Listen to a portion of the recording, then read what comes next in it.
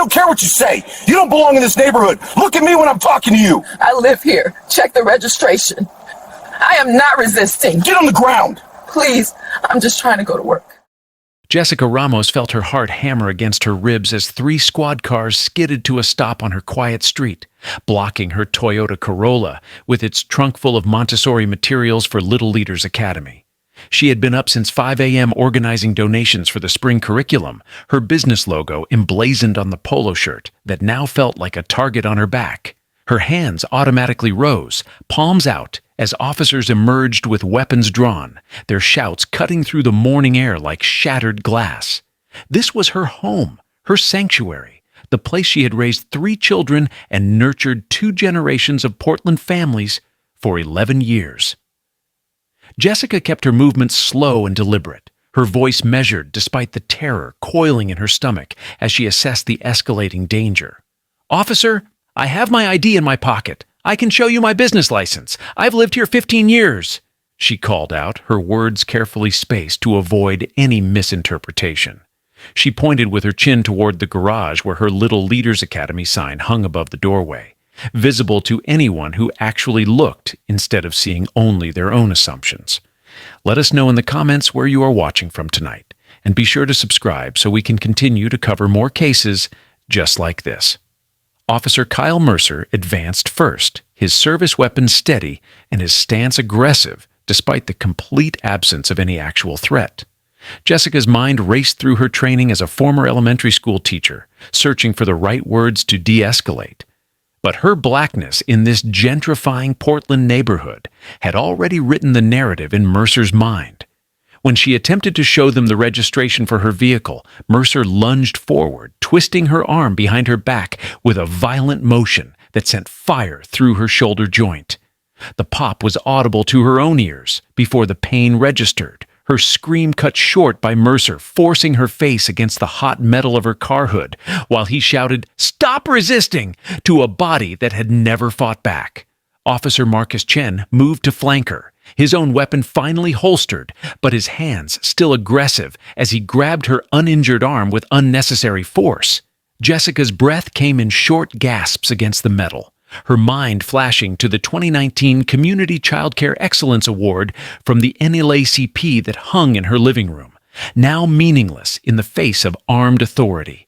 Chen's body cam captured everything, yet somehow would miss the truth when the department reviewed it, the lens recording pixels while ignoring context.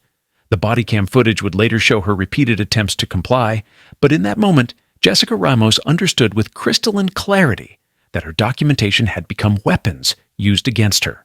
From her son Marcus's bedroom window, a phone camera captured the entire scene, the teenager's hands shaking as he documented his mother's dehumanization in real time.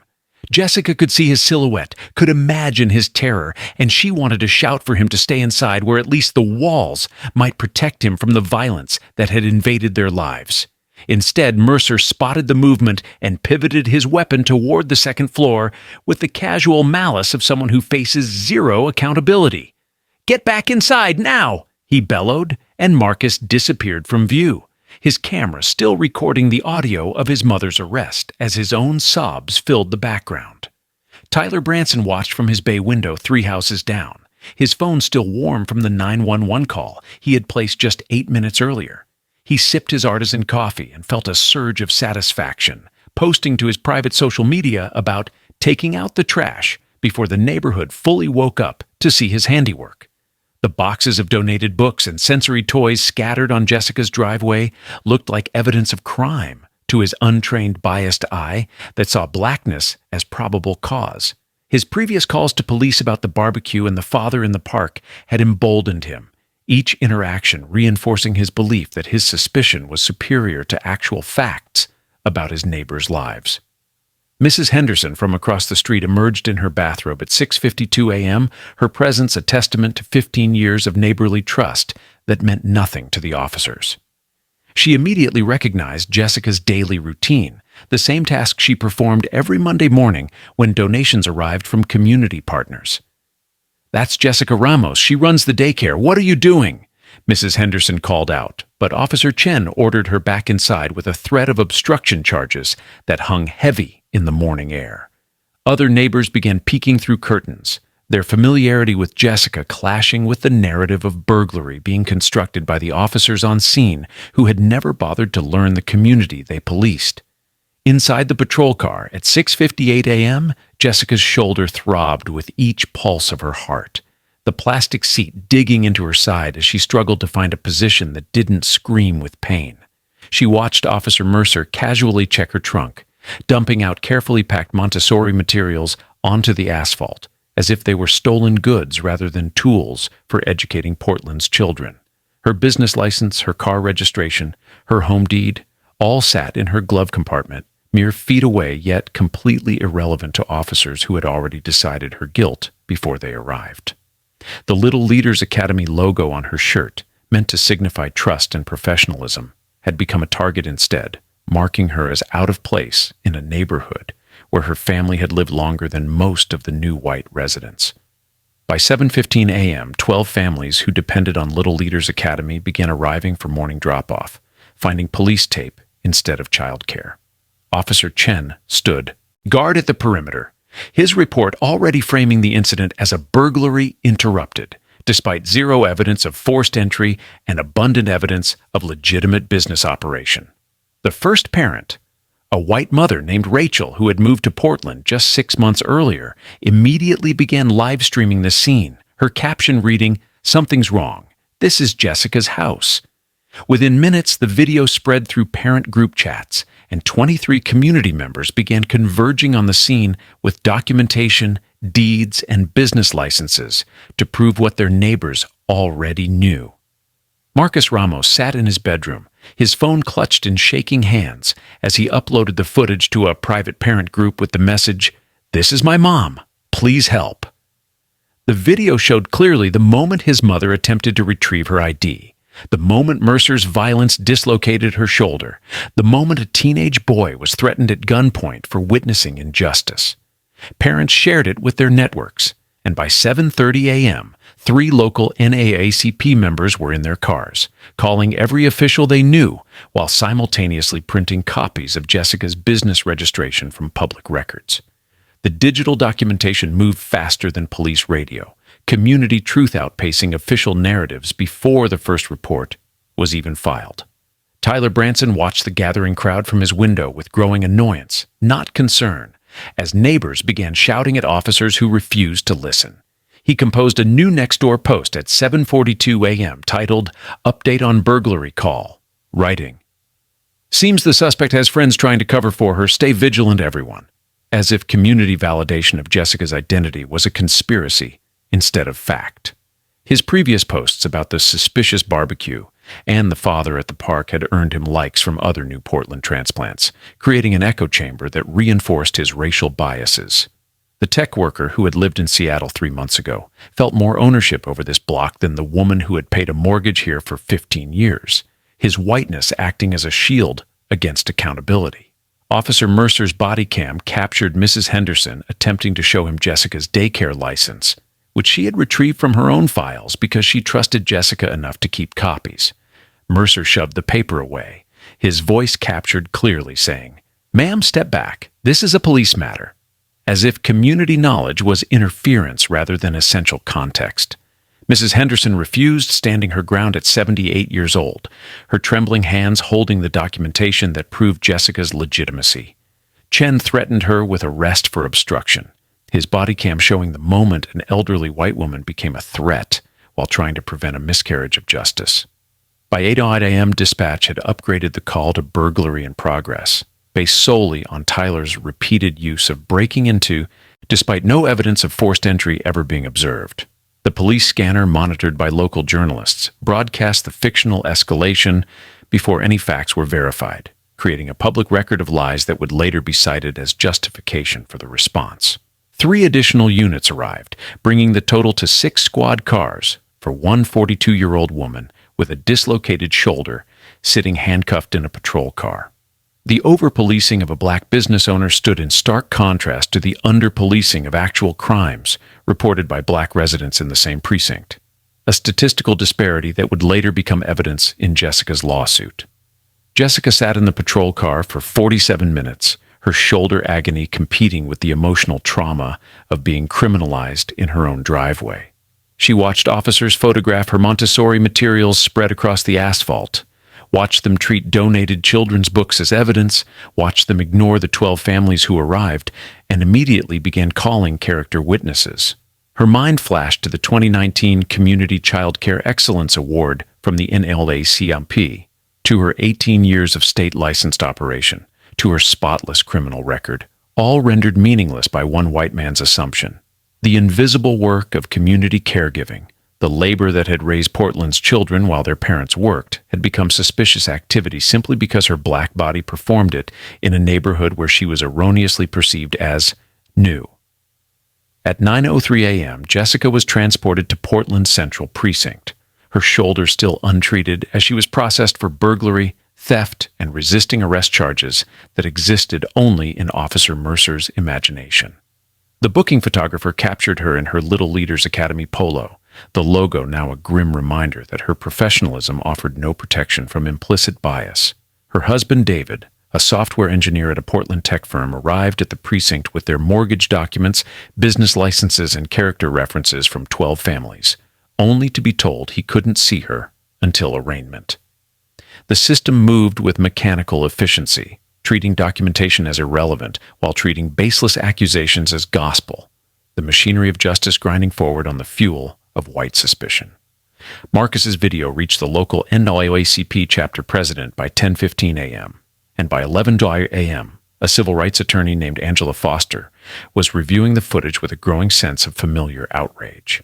Angela had represented 3 similar cases in Portland in the past 2 years, each involving black residents being policed out of their own neighborhoods by new white transplants and aggressive officers.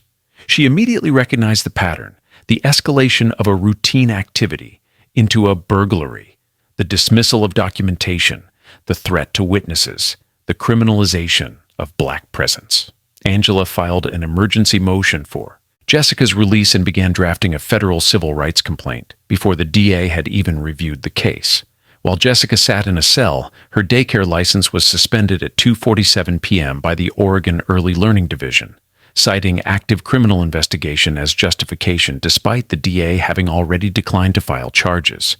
12 families suddenly had no child care, their jobs and lives thrown into chaos because one white man from Seattle had felt unsafe watching a black woman work.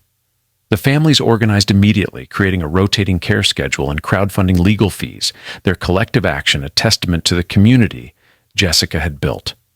They also began documenting their own experiences with Tyler Branson, creating a paper trail of his pattern of racially motivated 911 calls that would become crucial evidence.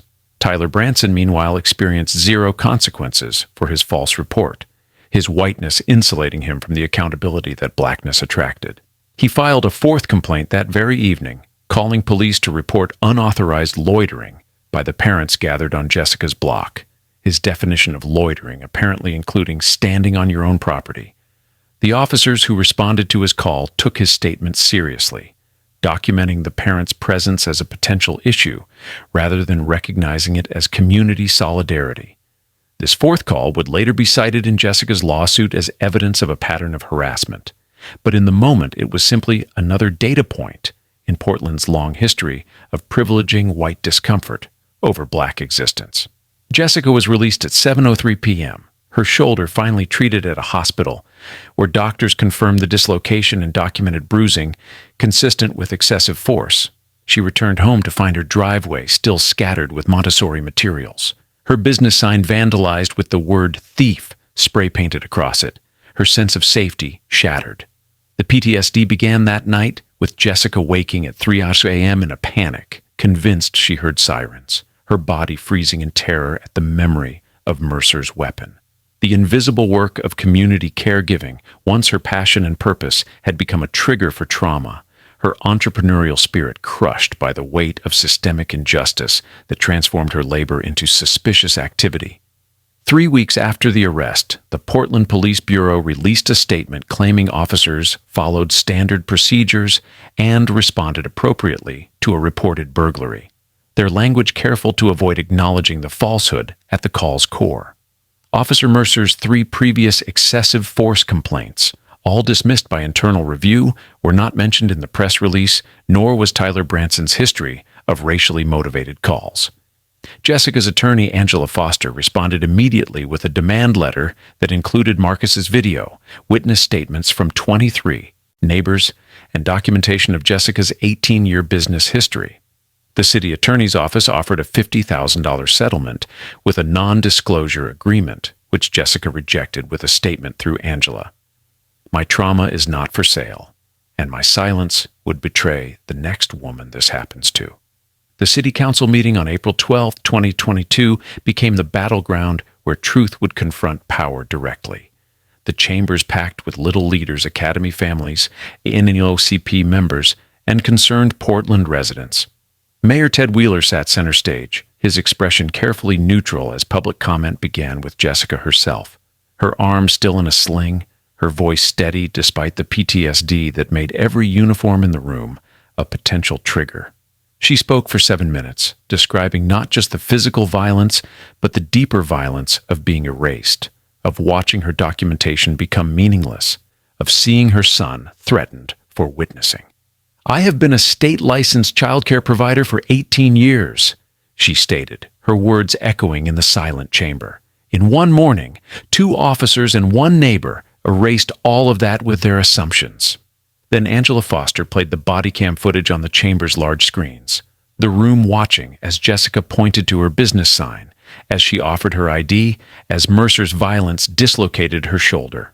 The footage revealed what written reports had obscured: the absence of forced entry, the presence of a business logo, the compliance of a woman who had done everything right.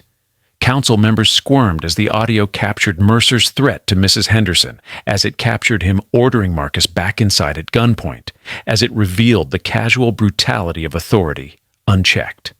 The footage ended, and for 30 seconds, the only sound was Jessica's quiet breathing through the microphone, her trauma now public record. Tyler Branson had been subpoenaed to testify, and his presence in the chambers drew audible gasps from neighbors who recognized him as the man who had called police on their children.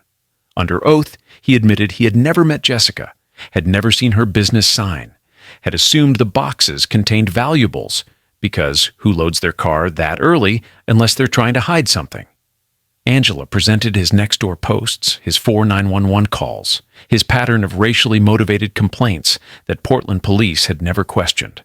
The tech worker from Seattle, who had lived in Portland 3 months, had effectively policed black residents out of their own neighborhood, his discomfort weaponized by a system that privileged his perspective over Jessica's 15 years of documented residency.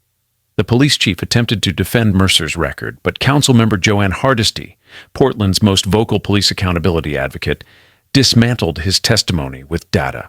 Officer Mercer has 3 excessive force complaints, all dismissed, all involving black residents, Hardesty stated, her voice sharp with righteous anger.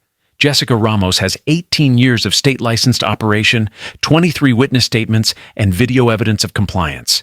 Yet she was the one in handcuffs. The vote that followed was unanimous.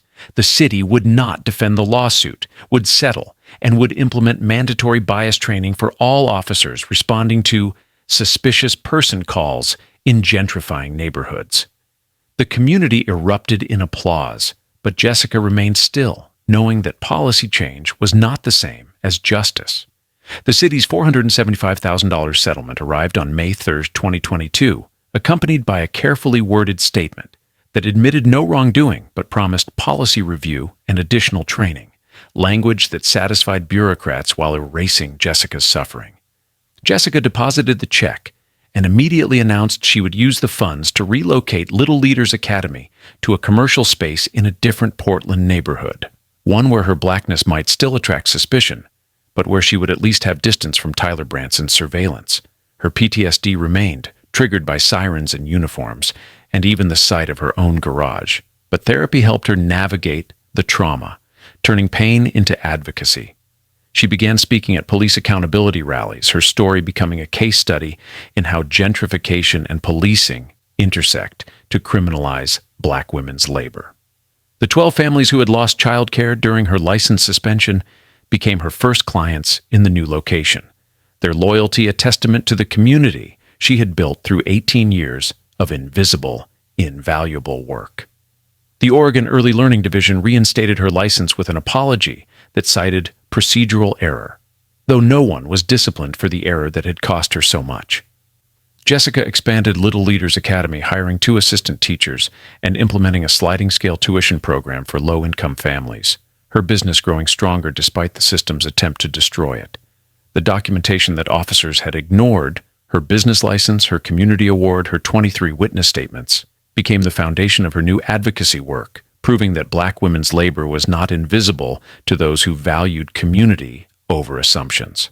Tyler Branson received no legal consequences for his false report, his whiteness protecting him even as his actions were exposed. He attempted to sell his house in July 2022, citing neighborhood hostility, and received 0 offers above asking price as Portland's tight housing market suddenly seemed uninterested in his property.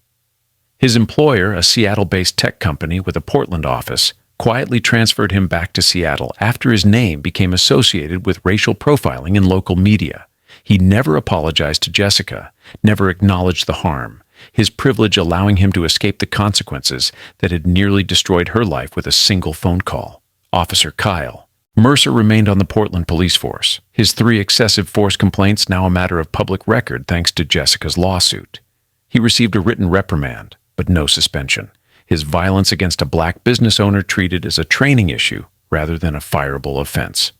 Officer Marcus Chen transferred to a desk assignment, his complicity in the escalation a stain on his record that followed him through the department. The mandatory bias training implemented by the city became a checkbox exercise for most officers, but for a few, Jessica's story sparked genuine reflection about the weight of assumptions in gentrifying neighborhoods. Jessica Ramos continues to operate Little Leaders Academy in its new Portland location, her business thriving despite the trauma that launched its relocation. She still wakes at 5 a.m., still loads Montessori materials into her car, still wears her branded polo shirt, but now she also carries a body cam of her own, a small device that records her perspective whenever she works outside. The settlement money funded her trauma therapy, her business expansion, and a college fund for Marcus, who had learned at 16 that witnessing injustice could be as dangerous as experiencing it. Her story became part of Portland's larger reckoning with gentrification and policing, a reminder that community caregiving is only invisible when performed by Black bodies in spaces where whiteness claims ownership, and that justice, when it comes, rarely looks like accountability, but sometimes feels like survival.